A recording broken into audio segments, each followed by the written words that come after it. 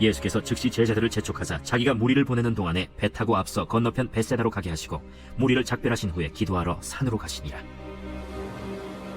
저물매 배는 바다 가운데 있고 예수께서는 홀로 무태 계시다가 바람이 거스름으로 제자들이 힘겹게 노젓는 것을 보시고 밤 사경쯤에 바다 위로 걸어서 그들에게 오사 지나가려고 하시며 제자들이 그가 바다 위로 걸어오심을 보고 유령인가 하여 소리 지르니 그들이 다 예수를 보고 놀랍니다. 안심하라. 내니 두려워하지 말라. 하시고 배에 올라 그들에게 가시니 바람이 그치는지라. 제자들이 마음에 심히 놀라니 이는 그들이 그 떡 대시던 일을 깨닫지 못하고 도리어 그 마음이 둔하여졌음이로라. 건너가 게네사렛 땅에 이르러 대고 배에서 내리니 사람들이 곧 예수신 줄을 알고 그 온 지방으로 달려 돌아다니며 예수께서 어디 계시다는 말을 듣는 대로 병든 자를 침상째로 메고 나오니 아무데나 예수께서 들어가시는 지방이나 도시나 마을에서 병자를 시장에 두고 예수께 그의 옷가에라도 손을 대게 하시기를 간구하니 손을 대는 자는 다 성함을 얻으니라. 오병이어의 기적은 예수님께서 행하신 일 중 최다 인원이 동시에 경험한 기적입니다. 이런 기적을 몇 번만 더 하시면 대부분의 사람들이 예수님을 열렬히 지지했을 것입니다.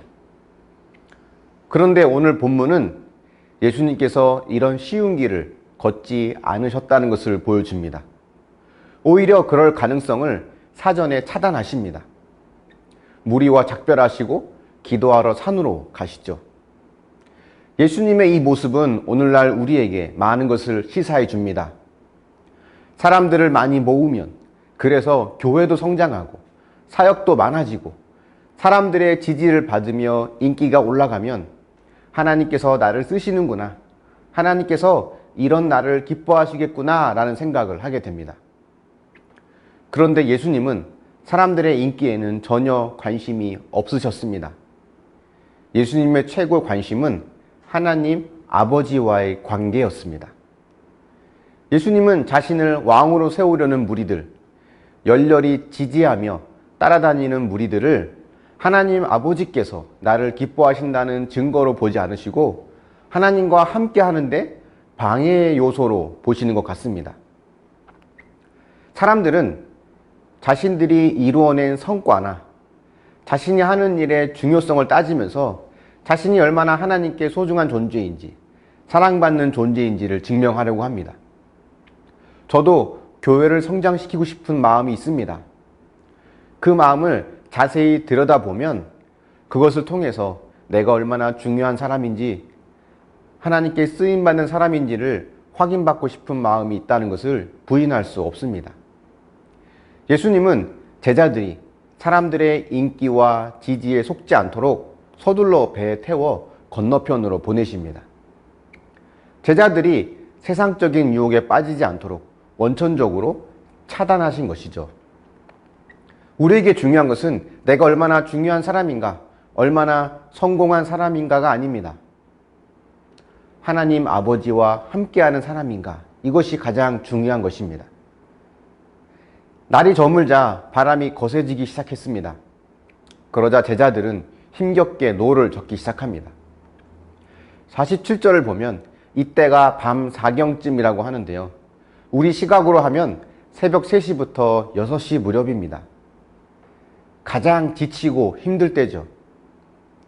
오늘 본문을 보면 예수님이 바다 위로 걸어서 제자들에게 오십니다.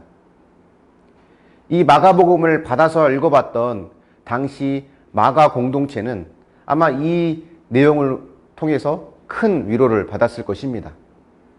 고난과 박해로 한밤중에 힘겹게 노를 젓는 것과 같은 두려움과 불안함 속에 있었던 그들에게 주님은 그 바다 위를 걸어서 찾아오신다고 하시죠. 이것은 그들의 마음에 큰 힘이 되었을 것입니다. 그리고 이 말씀은 오늘 우리에게도 큰 위로가 됩니다. 삶의 고난과 아픔으로 지칠 때 주님은 그 고난의 파도 위를 걸어서 내게 오시는 분이십니다.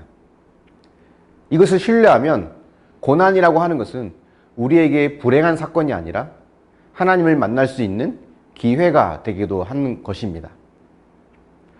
고난이라고 해서 꼭 큰 사건을 의미하는 것만은 아닙니다. 크고 작은 삶의 무게와 부담을 안고 살아가는 것, 이것이 우리가 삶 속에서 매일 경험하는 고난입니다.